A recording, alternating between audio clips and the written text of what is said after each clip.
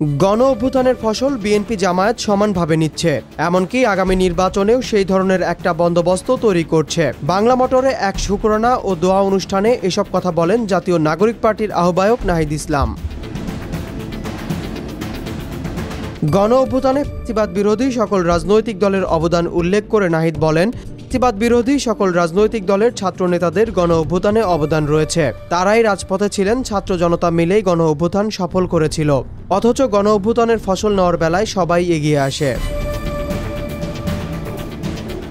এই সময় গণ অভ্যুত্থান এনসিপি কুক্ষিগত করেছে এমন অভিযোগের প্রেক্ষিতে তিনি বলেন, আমরা কখনো বলিনি গণ অভ্যুত্থান এনসিপির অর্জন। তবুও এমন অভিযোগ অনেকে করে থাকেন। কারণ হলো, জুলাইয়ের শহীদ পরিবার বা আহতদের দায়িত্ব নেওয়ার কথা উঠলে কিংবা কারাবন্দী প্রবাসীদের বিষয়ে আলোচনায় গেলে অনেকেই বলতেন এটা এনসিপির দায়িত্ব। ওই অনুষ্ঠানে সংস্কার প্রসঙ্গে নাহিদ ইসলাম আরও অভিযোগ করেন, আমরা যে সংস্কার অগ্রযাত্রা শুরু করেছিলাম সেখানে নানাভাবে বাধাগ্রস্ত করা হয়েছে। একটি দল প্রকাশ্যে সংস্কারের বিপক্ষে অবস্থান নিয়েছে, আর একটি দল গোপনে সংস্কারের বিপক্ষে অবস্থান নিয়েছে। সেজন্য সংস্কার নিয়ে সমঝোতায় পৌঁছাতে পারেনি।